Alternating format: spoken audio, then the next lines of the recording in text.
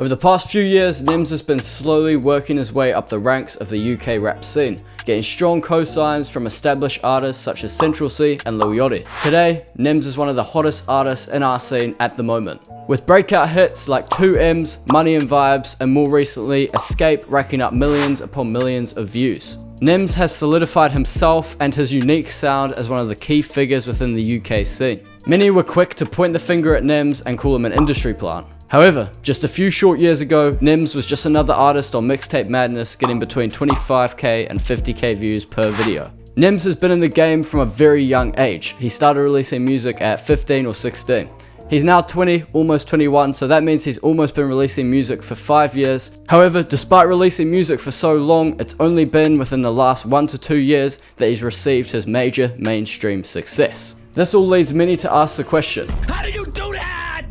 How do you do that? There's a few things Nemz did on his come up that us upcoming artists and producers can learn from and replicate to hopefully see the same success that he now has. To understand how Nemz broke into the mainstream, we need to take it all the way back. Looking at the songs Nemz released when he was 15 or 16, you can definitely tell he was much younger, and these songs were really him just trying to establish himself and find a sound as an artist. Each track brought a different vibe, he was experimenting with a different genre. So I just want to play you a few of the songs that he released super early in his career so you can see how different they really are, and you can see some of the evolution in the early days. Pull up, plug said pull up, crowd said pull up. Transparent, I see straight through your lies. Big back, small waist, had to pull it to the side. I want to focus in on one of the last tracks he released before he had his breakout hit, which was called We Move. And I bought it, start asking to see the receipt. They don't like that I'm winning, they kissing the teeth. Making stories I found out I couldn't believe. I burst the pain right off my sleeve, burst the pain right off my sleeve. After listening to the song, I would say it's objectively good. Like, most people would listen to that and be like, yeah, it's alright. But the thing is, there's nothing really special. The beat especially sounds like any other Lil Baby or 4PF type beat out there, and to be honest, he probably got it from YouTube. His lyrics and delivery are also good. He's been rapping for a while now and it shows. But once again, they're nothing special, and you can definitely hear the Lil Baby, Lil Durk influence. Now let's take a listen to his breakout hit, Elevate. 300 beats going crazy. Them times I ate off shit, and you thought I did. As a producer, and to be honest, even as a listener, you should be able to hear the difference between the two songs. The most obvious difference being the beat. This type of beat was brand new and innovative at the time, and brought something new to the table that the majority of rap fans and rap listeners hadn't heard before. The beat is what caught a lot of people's ears at first. It's almost a mix between the Lil Baby, you know, the short spins, trap type of sound, mixed with the drill hi-hats and snare and more of the drill bounce. You kind of combine the two, or the producer of the beat, all credit to them, and this made for a really ear-catching beat. Nemzz's lyrics and delivery remain somewhat similar to We Move, the previous track he released before this song.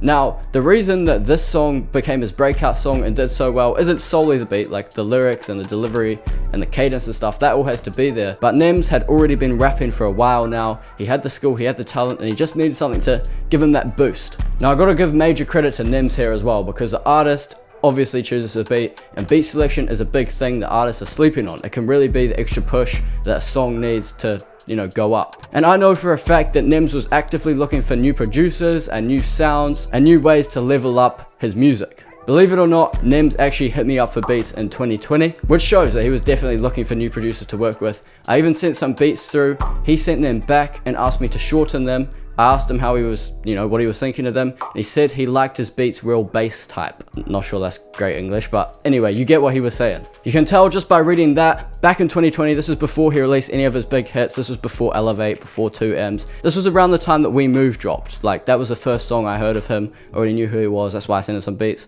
But yeah, you can tell that he was actively looking to elevate his sound. A thing artists and producers can learn from it is it's not all about the aesthetics. Like, it comes down to the music at the end of the day, and a lot of artists focus so much on the music video, how they're gonna roll it out, all that sort of stuff, when at the end of the day, a great way to make yourself stand out from the crowd is the music itself. The fact he also asked me to shorten the beats showed he was thinking about, you know, the current state of consumption. He may not have thought this deep, but I think he did. He's a smart guy. He probably knew that if you shortened the song, it would cause people to listen for longer to, you know, get to the drop, and it would, by decreasing the overall length of the song, it would up the retention and the watch time.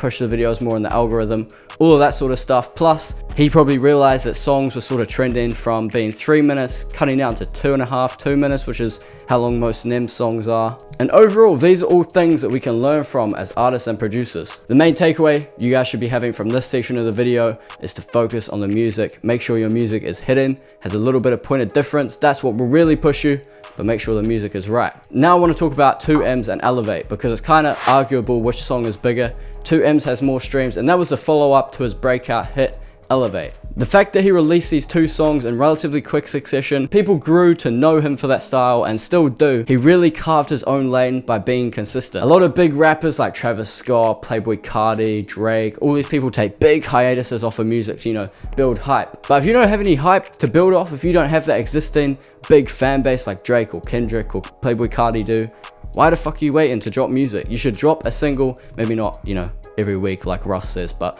drop a single regularly, especially if you've got a snippet that's hot. I see so many artists mess up, and producers. They'll get a poppin' song or beat snippet, or do well on TikTok or YouTube, and they'll just try and build the hype way too much, and then by the time it drops, the hype has passed. So if you've got a little bit of traction, you may even need to work a bit harder, get that shit out real quick, and then build on it. Keep releasing, be consistent. Not everyone's built to play this whole mysterious Playboi Carti role. Too many people be wanting to do that, man. So he dropped a couple singles, he built hype, he had an audience, people were listening to his music, he was streaming well, and he decided, right, it's time to drop an album. I want to break down the rollout of Do Not Disturb really quickly, because honestly, there's not much to it, man. All Nemz did was he took inspiration from the people that came before him. This is a common theme with Nemz and how he moves, man. He's a student of the game. The main thing you probably noticed about the rollout for his project, the cover art, the way he moved, what he was wearing, red. I can't pinpoint where this whole thing started. It probably started over in the US, but in the UK, maybe a couple years back, Tion Wayne and Digga D, I think, were probably two of the first to do it. Tion Wayne with his sort of Green with Envy album, and then Digga D with Woy, he had the blue theme.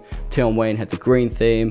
Then Central C for 23 had the yellow. For Wild West, he had orange. Like, all these artists before kind of tried to attribute a color to their rollout, and Nemz did the same thing with red. All his branding was red, his album was red, everything was clean. If you watch the behind the scenes that Don Prod did for the music video that Nemz did with Lil Yachty, they worked really hard just to find a red boat they could shoot in. Like, a lot of thought definitely went into this. He also definitely took inspiration from a man called Central C, one of the biggest artists in our scene and honestly in the world at the moment. People look up to him, people want to wear his fits, people want to, you know, be like him basically.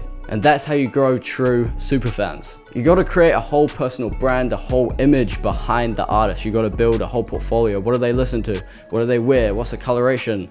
Like, it really goes deep.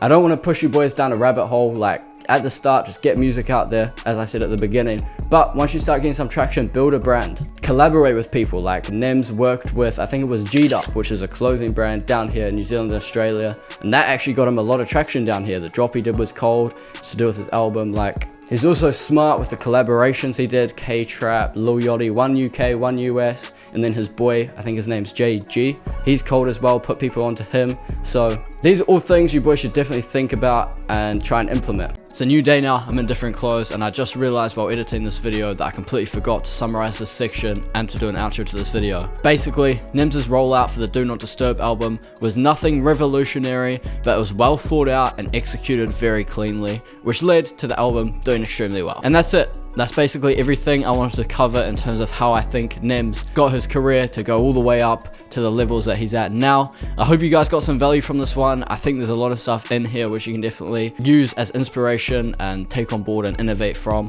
If you've got to this point in the video, go down below and comment which song of Nemz is your favorite. And while you're down there, you might as well go ahead and like and subscribe, as it really helps push the video in the algorithm. If you want beats from me, especially if you're Nemz or his team and you're somehow seeing this, go over to my Instagram, send me a DM. I'd also love to hear what you thought of this video.